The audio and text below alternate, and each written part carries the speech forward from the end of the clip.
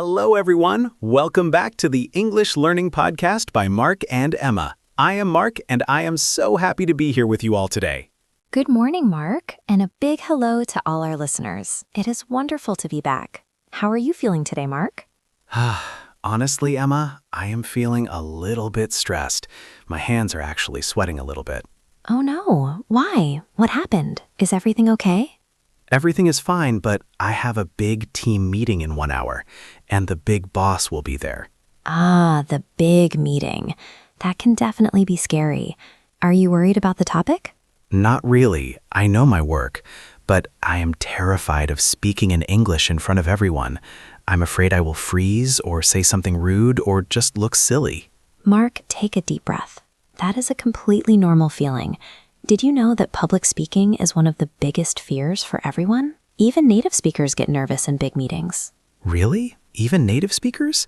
I thought they just walked in and started talking perfectly. No way. Native speakers get nervous too. They worry about saying the wrong thing, but they use specific phrases to help them navigate the conversation smoothly. Specific phrases? You mean there is a cheat code for meetings? Exactly. There are simple, clear phrases you can use to interrupt politely, give your opinion, and even buy time when you need to think. Once you know them, you will feel much more confident. That is exactly what I need. I want to sound professional, not panicked. Then let's do this. Today, we are going to learn how to speak up in meetings without fear. We will cover interrupting, disagreeing politely, and what to do when your mind goes blank. Okay, I am ready. Let's start with my biggest nightmare, interrupting. Okay, tell me more. Why is interrupting scary? Frustrated. Well, sometimes I have a great idea, but everyone is talking so fast. I want to speak, but I don't know how to jump in. I usually just wait, and then the meeting ends. I know that feeling. You feel invisible, but you have to break into the conversation. How would you try to do it right now? Maybe I would just say, "Stop, I want to talk." Oh, Mark, that is very clear, but maybe a little too aggressive. You might scare the big boss. Yeah, I guess stop is a bit rude. So how do I do it politely? You need a soft entry phrase, a phrase that signals you want to speak but apologizes for stopping the flow. The best one is, "Sorry to interrupt, but..." Sorry to interrupt, but... That sounds nice. It is very polite. Or you can use a question. Can I add something here? Can I add something here? I like that. It asks for permission. Nods, exactly. It shows respect. Or if you want to sound even more professional, try, "May I come in here?" Ooh, may I come in here? That sounds very fancy, like I am opening a door. It is a bit formal, but great for big meetings. Let's practice. I will start talking about a project and you interrupt me. Ready? I am ready. So the marketing numbers for Q4 are looking a bit low, and we need to consider changing the color of the logo to blue because... Sorry to interrupt, Emma, but I have an update on the numbers. Oh, really? Please, go ahead. It worked. You stopped talking and listened to me. Perfect. You were polite, so I stopped. It didn't feel rude at all. That feels much better. Okay, so now I have the floor. Everyone is looking at me. Now I need to give my opinion. Okay, this is the next hurdle, giving opinions. Sometimes I say I think too much. I think this, I think that. It sounds weak. I think is fine, but you are right. It can sound a little soft. If you want to sound more confident, try "in my opinion" or "from my perspective." In my opinion, from my perspective. That sounds stronger. It does. It tells people, "I have thought about this." What if I am really sure, like 100% sure? Then use strong words.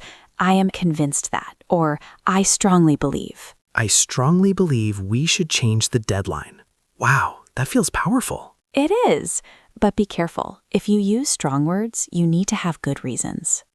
Good point. I better check my data first. Now, Mark, what about the opposite? What if you disagree with someone? Oh, disagreeing is hard. I hate conflict.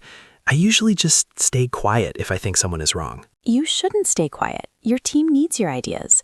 But you need to disagree politely. You cannot just say, "You are wrong." You are crazy and wrong. No? Definitely no. That will get you fired. You need the sandwich method. The sandwich method? Are we having lunch? Not yet. The sandwich method means positive statement, negative statement, positive statement. You soften the no. How does that work? First, you validate their point. You say, I see your point, but I see your point, but See, you accepted my idea first, then you say your disagreement. I see your point, but I think we should try a different approach. I see your point, but I think we don't have enough budget.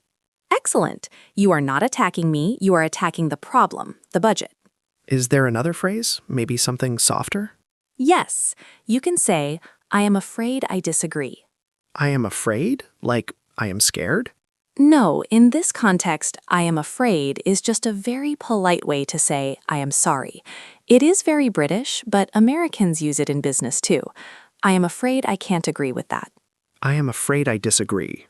It sounds very gentle. It takes the anger out of the disagreement. It keeps the meeting friendly.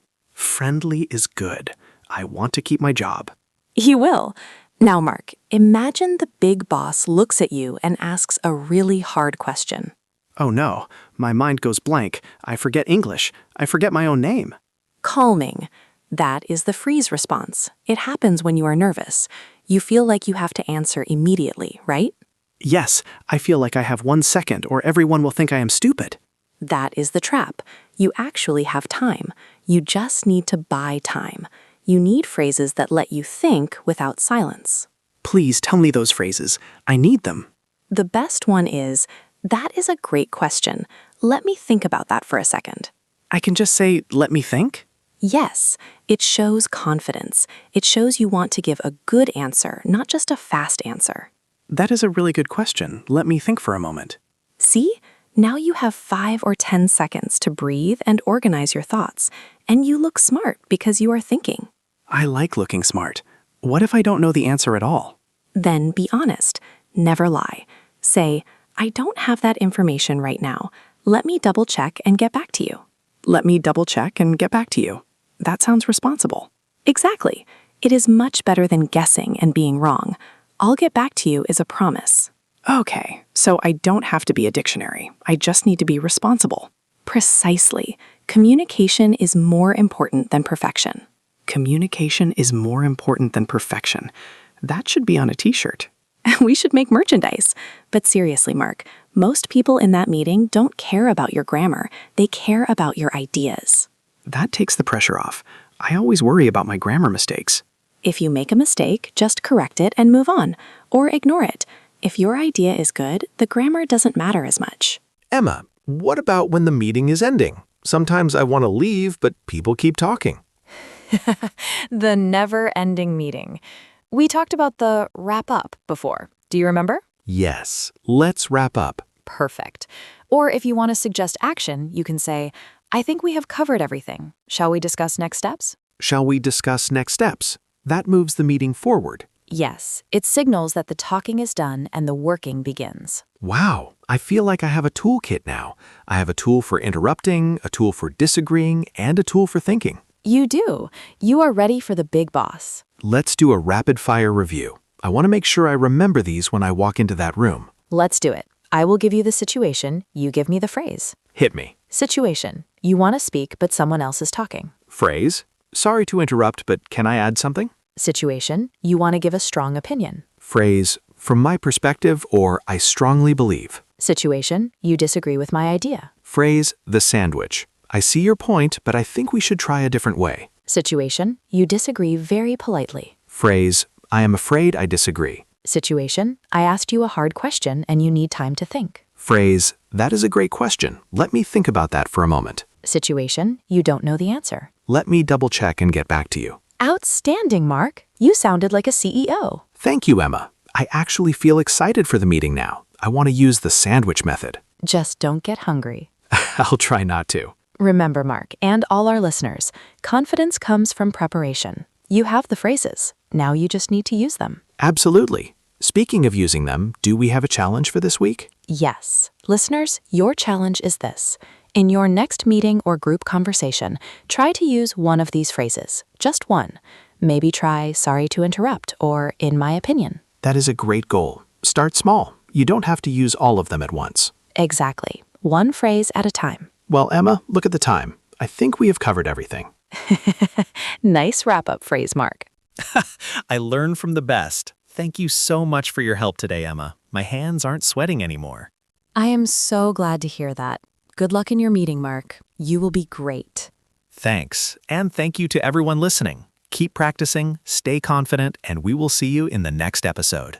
Bye, everyone. Have a great week.